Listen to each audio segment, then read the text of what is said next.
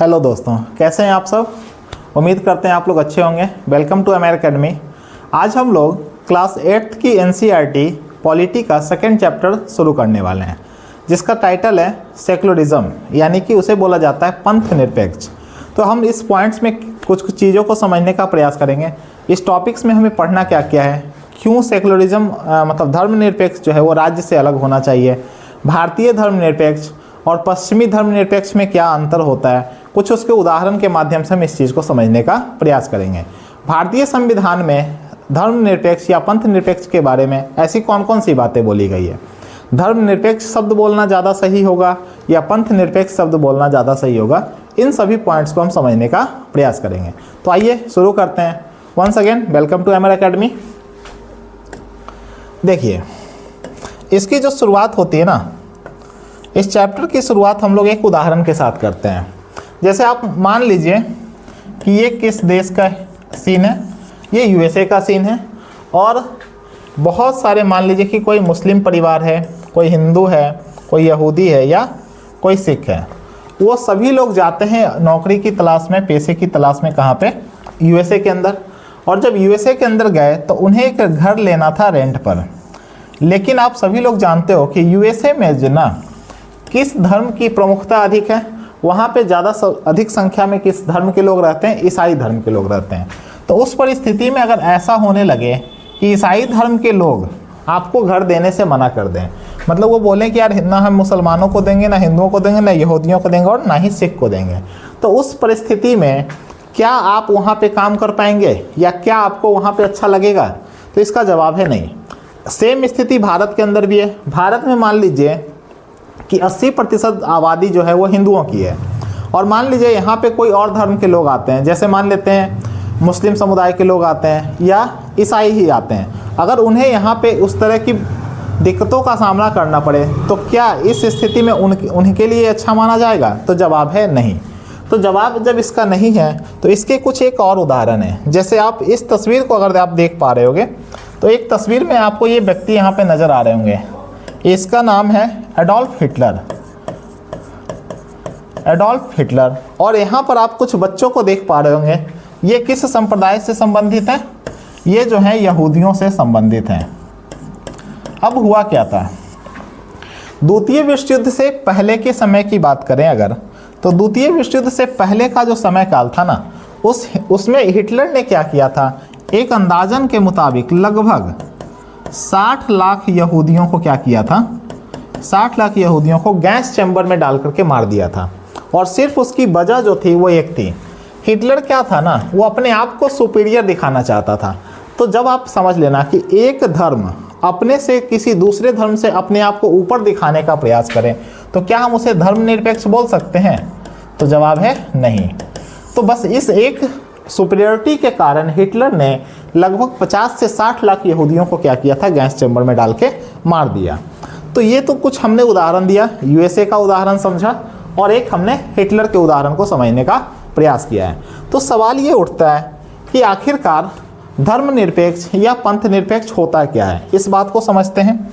तो देखिएगा आप लोग, अगर आप ये भारत के संविधान को देख रहे होगे तो यहाँ पे हमारे प्रस्तावना की बात की गई है, जिसे हम हिंदी में उद्देशिका भी बोलते हैं। और इसके अंदर देखोगे ना तो आपको एक शब्द मिलेगा, यहाँ पे अगर आप देख पा रहे होगे तो यहाँ पे एक शब्द लिखा गया है पंथ निरपेक्ष। यहाँ पे एक शब्द लिखा गया है पंथ निरपेक्ष। तो सवाल उठता है कि पंथ निरपेक्ष या धर्म निरपेक्ष होता क्या है? तो देखिए, अगर इंडियन कल्चर के हिसाब से देखोगे ना तो धर्म के दो अर्थ होते हैं। एक तो रिलीजन के हिसाब से होता है, धार्मिक मतलब इसका हो जाता है, और दूसरा इसका मतलब होता है कर्तव्य से। धर्म का मतलब हिंदू कल्चर में देखा जाए या इंडियन कल्चर में देखा जाए तो दूसरा जो सिग्निफिकेंस होता है वो कर्तव्य से भी माना जाता है। जैसे अगर आप सभी को याद हो तो महाभारत युद्ध आपने सबने सुना होगा। महाभारत युद्ध में अर्जुन को श्री कृष्ण समझाने का प्रयास कर रहे थे कि ये तुम्हारा कर्तव्य है, यानी कि तुम्हारा जो धर्म है ना वो क्या है, युद्ध लड़ना। तुम क्षत्रिय हो तो तुम्हारा धर्म ही है, तुम्हारा क्या है, कर्तव्य है। तो इस पर्सपेक्टिव से देखा जाए तो भारत में अन्य संप्रदायों के लिए ये शब्द जो है उपयुक्त नहीं बैठता था। इसीलिए भारत के संविधान में किस शब्द को लिखा गया है, पंथ निरपेक्ष शब्द को लिखा गया है। अब सवाल है कि क्या इसको लिखना भी आवश्यक था, तो जवाब है नहीं। देखिए, संविधान में अनुच्छेद 25 से लेकर के 28 तक में बाबा साहब ने पहले ही इस चीज़ के बारे में क्लियर कर दिया था। तो सवाल उठता है कि फिर इस शब्द को क्यों लिखा गया और कब लिखा गया है। तो पंथ निरपेक्ष और एक शब्द आप और देख पा रहे होगे समाजवाद, इन दोनों शब्दों को लिखा गया है 42वां संविधान संशोधन के तहत। 42वां संविधान संशोधन लाया गया था 1942 में। तो इस शब्द को जानबूझ करके लिखा गया केवल और केवल पॉलिटिकल एजेंडा के लिए, अन्यथा इस शब्द की कोई आवश्यकता प्रस्तावना के अंदर थी नहीं। तो प्रस्तावना का भी एक अब तक जीवन में प्रस्तावना को एक बार संशोधित किया जा चुका है, और वो कब है, तो 42वां संविधान संशोधन 1976 के, माफ कीजिएगा 1976 के तहत। तो ये चीज़ें हुई।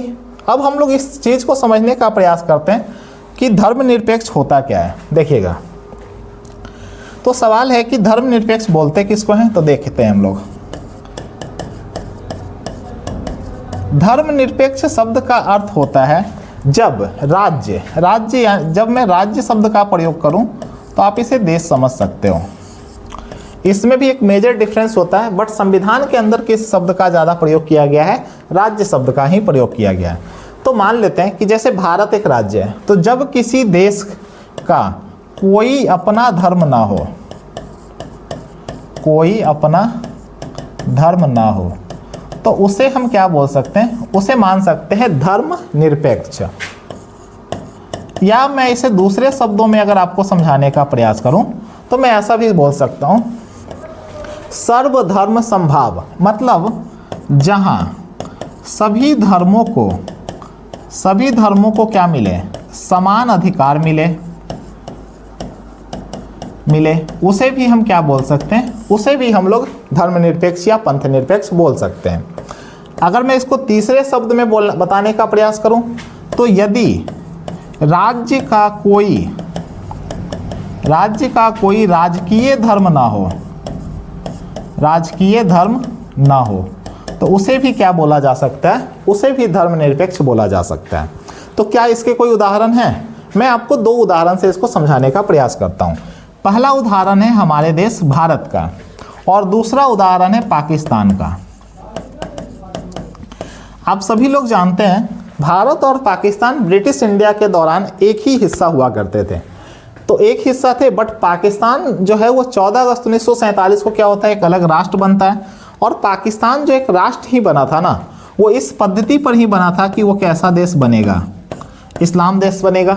और आज पाकिस्तान जो है वो कैसा देश है, इस्लामिक कंट्री है। उन्होंने अपने आप को घोषित कर रखा है कि मैं कैसा देश हूँ, इस्लामिक देश हूँ। बट भारत के साथ ऐसा नहीं था।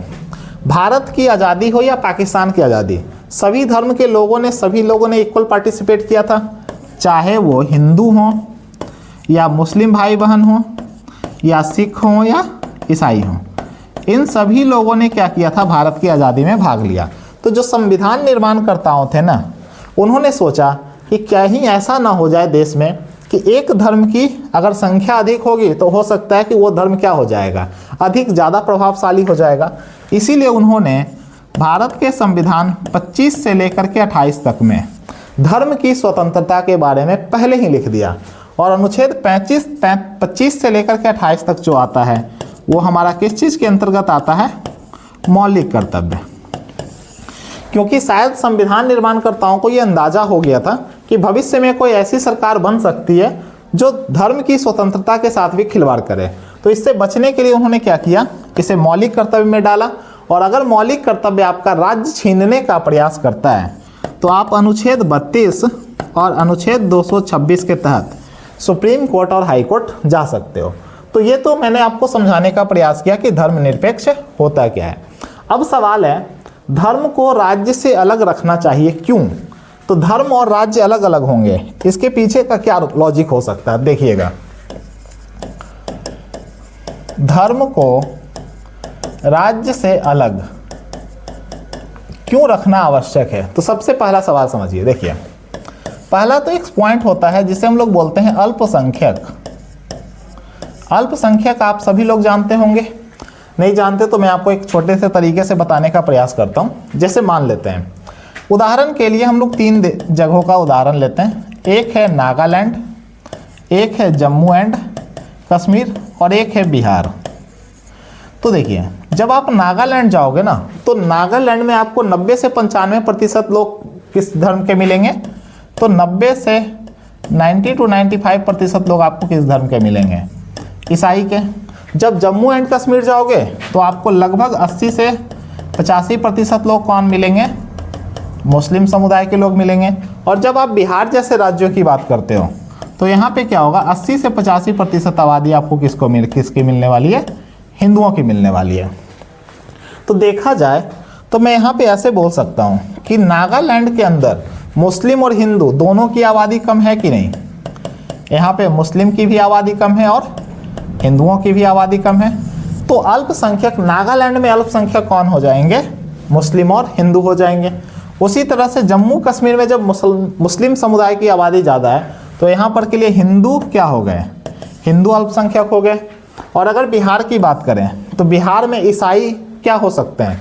ईसाई अल्पसंख्यक हो सकते हैं, ईसाई धर्म के लोग। लेकिन अब एक बात समझना, तो ऐसा भी तो हो सकता था ना कि अगर धर्म और राज्य अलग अलग ना होते, तो मान लीजिए जैसे बिहार में हिंदुओं की संख्या अधिक है, तो हो सकता है ना कि हिंदू लोग की जब संख्या अधिक होगी तो हिंदू लोग भेदभाव करना शुरू कर दें किसके साथ? ईसाइयों के साथ, क्योंकि यहाँ पे क्या है? ईसाई जो है अल्पसंख्यक हैं। उसी तरह की स्थिति कहाँ पैदा हो सकती थी?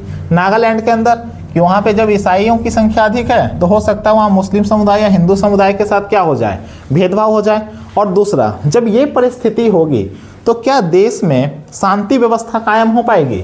तो शांति व्यवस्था कायम भी नहीं हो पाएगी और देश के अंदर क्या होगा? गृह युद्ध जैसी स्थितियां उत्पन्न हो जाएगी। और क्या यह देश इस गृह युद्ध जैसी स्थिति के लिए तैयार था उस वक्त पे? तो नहीं था।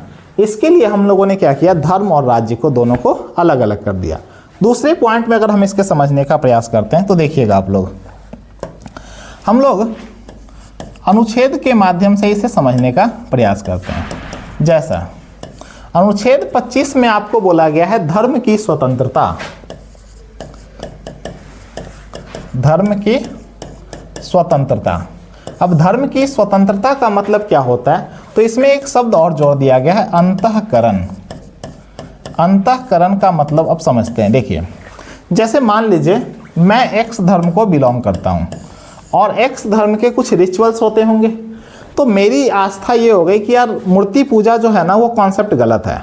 तो सरकार मुझे इस बात के लिए दबाव नहीं डाल सकती कि यार तुम्हें जाके मूर्ति पूजा करनी ही होगी। मेरी अगर इच्छा होगी, मेरी अगर उस चीज़ में आस्था होगी तभी मैं मूर्ति पूजा करूंगा, अन्यथा मैं उस चीज़ को मानने से मना कर दूंगा। अगर आप इसको ऐसे उदाहरण से समझो, मान लीजिए कि कोई पर्व आता है, गणेश चतुर्थी हो गया या एकादशी हो गया, तो क्या सरकार आपको आके नोटिस देती है कि हाँ भैया आज एकादशी है, क्या करना, सब लोग फास्टिंग कर लेना? तो सरकार ऐसा कोई नोटिस आपके लिए जारी नहीं करती है। मतलब मैं जिस भी धर्म को मानना चाहूँ, यहाँ तक कि मैं जिस धर्म को ना भी मानना चाहूँ तो मुझे इस बात की आज़ादी होगी। अगर मैं इसको दूसरे शब्द में समझाऊँ, आज मान लीजिए कि मैं हूँ एक हिंदू परिवार से और मैं चाहता हूँ कि मेरे हिंदू परिवार से आस्था छोड़ करके मैं इस्लाम धर्म को अपना लूँ, तो क्या मैं इस्लाम धर्म को अपना सकता हूँ कि नहीं? इस बात की इजाज़त भी कौन देता है? अनुच्छेद 25। फिर मुझे लगा यार इस्लाम धर्म में भी कुछ कमियां हैं, तो चलो दूसरे धर्म को अपनाते हैं। फिर मैं चाहता हूँ ईसाई धर्म को अपनाना, तो मैं ईसाई धर्म को भी अपना सकता हूँ। उसी तरह से मैं बौद्ध धर्म को भी अपना सकता हूँ और जैन धर्म को भी। या जब मेरी इच्छा हो जाए कि ये सारे धर्म जो हैं वो एक ही बात को बता रहे हैं, तो मैं इनमें से किसी भी धर्म को नहीं मानना चाहता, तो मेरे पास वो भी आज़ादी है कि मैं इनमें से किसी भी धर्म को ना मानूं। ये अनुच्छेद 25 के अंदर तो किसी भी धर्म को ना मानने की आज़ादी भी क्या है? धर्म को ना मानना। ये भी किसके अंतर्गत आएगा? अनुच्छेद 25 के अंतर्गत आएगा। अब अगले सवाल की ओर बढ़ते हैं। अनुच्छेद 25 में एक बात और बोली गई है। अनुच्छेद 25 में बोला गया कि आप धर्म की स्वतंत्रता तो है आपको, लेकिन इसमें किसी भी तरह के हथियार का प्रदर्शन नहीं किया जाएगा। तो हथियार का प्रदर्शन नहीं होगा तो इसका एक अपवाद भी है। अपवाद क्या है भाई? अपवाद में ये बोला गया है कि जो सिख भाई लोग होते हैं, आपने देखा होगा सिख बंधु लोग क्या करते हैं, अपने साथ एक कृपान रखते हैं। आपने देखा होगा कि उनके पास एक चाकू जैसा कुछ इंस्ट्रूमेंट होता है, तो उसे हम लोग क्या बोलते हैं, कृपान। तो उनको ये इजाज़त क्यों दी गई है, वो तो कृपान लेके खुलेआम घूम रहे हैं। तो इसका जवाब ये है कि सिख धर्म में वो चीज़ें मानना अनिवार्य है। अगर कोई सिख धर्म होगा, सिख धर्म के व्यक्ति हैं, तो सिख धर्म में 5 चीज़ों को मानना अनिवार्य किया गया है। उसमें से एक क्या है, कृपान। अगर आप इसको ऐसे याद रखना चाहो तो 5K से याद रख सकते हो। पहला से हो गया केस, कंघा, कच्छा, कड़ा और कृपान। तो ये 5 चीज़ें जो है ना, वो सिख धर्म के लिए उनके अनिवार्य में हैं। तो जो चीज़ें अनिवार्य होगी उसमें राज्य कभी भी हस्तक्षेप नहीं करेगा। इसीलिए आप देखते हो कि सिख भाई एवं बहनों को क्या मिलता है, कृपान रखने की इजाज़त दी गई है। तो उम्मीद करते हैं ये आपको अनुच्छेद 25 समझ में आया होगा। अब हम अनुच्छेद 26 की ओर बढ़ते हैं। अनुच्छेद 26 ये बोलता है ना कि आप अगर आप चाहो तो, अनुच्छेद 25 में क्या था, आपको धर्म की स्वतंत्रता है, लेकिन मान लो कि मेरी सभी धर्मों से आस्था खत्म हो जाए और मैं चाहता हूं कि मैं अपने लिए एक नया धर्म बनाऊं, तो क्या मैं वो धर्म बना सकता हूं? बिल्कुल बना सकता हूं। मान लीजिए मैंने अपने लिए एक धर्म बनाया XYZ नाम से, और तो ये धर्म, पहली बात है कि ये धर्म माना जाएगा कि नहीं। तो देखिए, धर्म मानने की भी कुछ शर्तें होती है। पहले तो कुछ अनुयायी होने चाहिए, और दूसरा उस धर्म की कुछ खास प्रैक्टिसेस होनी चाहिए, मतलब कुछ खास विधियां। अब इसको समझते हैं। देखिए, जैसे अगर आप समझते हो तो नमाज पढ़ना एक इस्लामिक प्रैक्टिस है। जो मुस्लिम भाई बहन होंगे उनके लिए एसेंशियल प्रैक्टिस क्या है कि वो नमाज पढ़ेंगे। अगर आप हिंदुओं में देखोगे तो हिंदुओं में एक प्रैक्टिस है हवन करना। तो हवन कौन जनरली जो होता है, हवन लोग कौन लोग करेंगे, हिंदू लोग आपको करते हुए दिख जाएंगे। तो सवाल ये है कि नमाज पढ़ना तो ज़रूरी है, लेकिन क्या नमाज मस्जिद में ही पढ़ा जाएगा? क्या नमाज को घर पे नहीं पढ़ सकते हो आप? तो नमाज पढ़ना एक एसेंशियल प्रैक्टिस है, लेकिन नमाज को घर मस्जिद में पढ़ा जाए ये तो ज़रूरी नहीं है। हवन करना ज़रूरी है, लेकिन हवन मंदिर में ही होगा ये तो ज़रूरी नहीं है। तो इस तरह की कुछ खास प्रैक्टिसेस भी होनी चाहिए, पहला चीज। दूसरा, इसमें कोई ऐसी विधि शामिल नहीं होगी जिससे किसी की जान माल को खतरा हो। जान माल को खतरा, उस प्रैक्टिस को क्या किया जा सकता है, बैन किया जा सकता है। कैसे भाई? मान लीजिए मैंने XYZ नाम से एक धर्म बनाया और मैंने इसमें बोल दिया इस धर्म का पालन केवल वही लोग कर सकते हैं जो 10वीं मंजिल से कूदेंगे। तो भाई कोई भी इस धर्म को मानेगा क्या? जब 10वीं मंजिल से कूदेगा तो कोई इंसान तो बचने वाला है नहीं। तो इस धर्म, ऐसे धर्म की जो प्रैक्टिसेस होती हैं उस पर सरकार अपना नियंत्रण बना सकती है। सरकार ऐसी प्रैक्टिसेस को रोक सकती है जिससे कि किसी के जान माल का खतरा हो। अन्यथा सरकार किसी भी मामले में, धर्म के मामले में हस्तक्षेप नहीं करेगी। यहाँ तक आप याद रख लेना, ठीक है। अगर हम इससे आगे की कहानी को समझें तो एक है अनुच्छेद 27। अनुच्छेद 26 जो है वो मुख्य रूप से किसका है? वो है धर्म के प्रबंधन के लिए। अनुच्छेद 25 किस चीज के लिए होता है? धर्म के प्रबंधन की इजाजत देता है कौन? अनुच्छेद 25। आगे बढ़ते हैं। अनुच्छेद 27 ये बोलता है ना कि राज्य जो होगा ना, राज्य जनता के कर का पैसा, जनता के कर का पैसा किसी भी धर्म के प्रचार के लिए नहीं करेगी, प्रचार प्रसार में खर्च नहीं करेगी, ये बोला गया है। इसका मतलब समझते हैं। देखिए, आप सभी लोग या हम लोग, सब लोग टैक्स देते हैं सरकार को। जब हम लोग सब सरकार को टैक्स देते हैं, चाहे वो प्रत्यक्ष रूप से हो या अप्रत्यक्ष रूप से हो, तो जब आप टैक्स देते हो तो सरकार की जिम्मेदारी क्या होती है कि सरकार उस टैक्स के पैसे का इस्तेमाल किस चीज़ के लिए करे? गरीबों की भलाई के लिए, सामाजिक उत्थान के लिए करे। लेकिन मान लीजिए कि राज्य सरकारें ही क्या करने लगे, किसी भी खास धर्म को क्या करने लगे, बढ़ावा देने लगे। तो ऐसा करने की मनाही की गई है किसमें? अनुच्छेद 27 में। तो अनुच्छेद 27 भी आप समझ गए होंगे। फिर आता है अनुच्छेद 28। अनुच्छेद 28 क्या बोलता है ना, अगर कोई धर्म चाहेगा तो अपने लिए धार्मिक विद्यालयों की भी व्यवस्था कर सकता है। धार्मिक विद्यालय आप चाहोगे तो अपने हिसाब से बना सकते हो। उदाहरण के लिए अगर आप देखोगे तो एक विद्यालय होता है जिसे हम लोग बोलते हैं मदरसा विद्यालय, एक विद्यालय होता है जिसे हम लोग बोलते हैं खालसा विद्यालय। मदरसा विद्यालय में आपको इस्लामिक प्रैक्टिसेस के बारे में बताया जाएगा, उसी तरह से खालसा विद्यालय के अंदर भी आपको क्या बताया जाएगा, इस्लामिक प्रैक्टिसेस के बारे में बताया जाएगा। तो ये क्या हो गया, ये अनुच्छेद 25 से 28 तक जो आपने समझा है, 25 से 28 तक में, इसमें आपको एक बात तो समझ में आ गई होगी कि भारत का जो संविधान है ना, वो इस बात पर जोर देता है कि राज्य जो होगा, यानी कि जो सरकारें होंगी, वो कभी भी किसी व्यक्ति के धार्मिक मामलों में हस्तक्षेप नहीं करेगा। दूसरा पॉइंट, सरकार जो है कभी ये नहीं बोलने जाएगा कि हाँ आप ये फेस्टिवल आ रहा है, आप सभी को इसका मानना अनिवार्य होगा, ऐसी किसी भी चीज़ों को बोलने का प्रयास, मतलब ऐसा कभी भी सरकार ऐसा नहीं बोल सकती है। अब आगे की ओर बढ़ते हैं। तो देखिए, अब सवाल है कि भारतीय धर्मनिरपेक्षता क्या होता है। भारतीय धर्मनिरपेक्षता के बारे में हम लोग थोड़ा सा जानते हैं। तो यहाँ पे बोला गया है, भारतीय धर्मनिरपेक्ष में कहा गया है कि भारतीय राज्य धर्मनिरपेक्ष रहेगा और हमारे संविधान के अनुसार केवल धर्मनिरपेक्ष राज्य ही अपने उद्देश्यों को साकार करने के लिए निम्नलिखित बातों का ख्याल कर सकता है। अब कौन कौन सी बातें होंगी, कोई भी एक धार्मिक समुदाय किसी दूसरे धार्मिक समुदाय को दबाएगा नहीं। जैसे हिंदुओं की संख्या अगर अधिक है और उस एरिया में मान लीजिए कि बौद्ध धर्म के लोगों की संख्या कम है, तो ऐसा नहीं होगा कि हिंदू लोग बौद्ध लोगों को जाके सताने लग जाएंगे। इसकी सुरक्षा की जिम्मेदारी किसकी होगी, उनकी सुरक्षा की जिम्मेदारी सरकार की होगी हमेशा। दूसरा, कुछ लोग अपने ही धर्म के अन्य सदस्यों को ना दबाएं। मतलब अब मान लीजिए हिंदुओं में भी आप देखते हो कि बहुत सारी जाति प्रथा है, तो हो सकता है कि ऊंची जात वाला क्या करे, नीची जात वाले को दबाने का प्रयास करे। इसके लिए अगर हम समझना चाहें तो देखिए, हम संविधान के एक अनुच्छेद की चर्चा करते हैं, जिसका जो अनुच्छेद है अनुच्छेद 17। अनुच्छेद 17 जो है ना, वो अस्पृश्यता के बारे में है। अस्पृश्यता मतलब अनटचेबिलिटी। ये बोलता है कि हम अस्पृश्यता को समाप्त करेंगे, मतलब एक तरह से हम छुआछूत को क्या करेंगे, समाप्त करने का प्रयास करेंगे। तो छुआछूत व्यवस्था अगर मान लीजिए होती, तो जो निचले तबके के लोग हैं, क्या वो अपने आप को कभी मानसिक रूप से उठे हुए महसूस कर पाते? नहीं।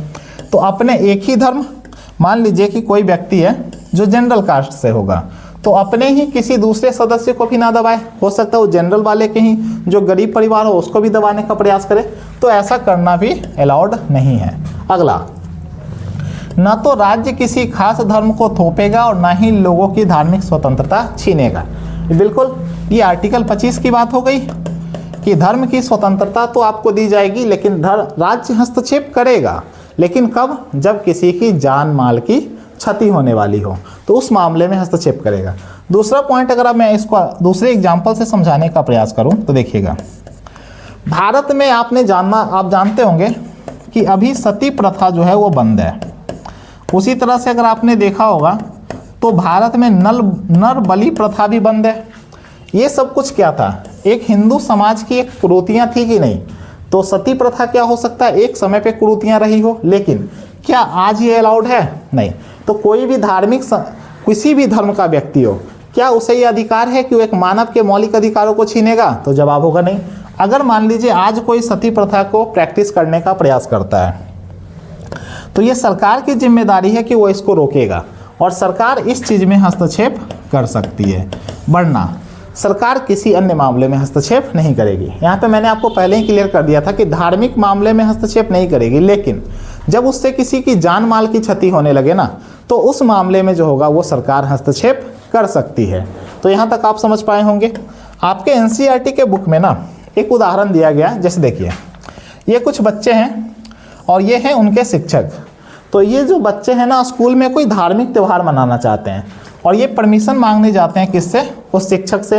तो शिक्षक से जब वो परमिशन मांगते हैं कि हमें धार्मिक त्यौहार मनाना है, आप उसकी इजाज़त दे दो, तो शिक्षक उन्हें बहुत प्यार से समझाते हैं और बोलते हैं कि देखो, ये जो विद्यालय है ना, यहाँ पे सभी धर्म के लोग रहते हैं, सभी धर्म के बच्चे पढ़ते हैं, तो आप अगर एक धार्मिक त्यौहार मनाओगे तो उससे क्या होगा, दूसरे धर्म के लोगों को क्या होगा, मानसिक रूप से क्षति हो सकती है।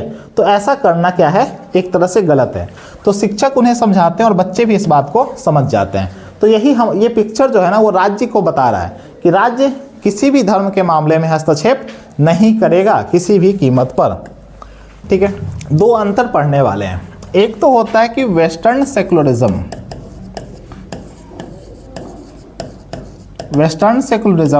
और इंडियन सेकुलरिज्म।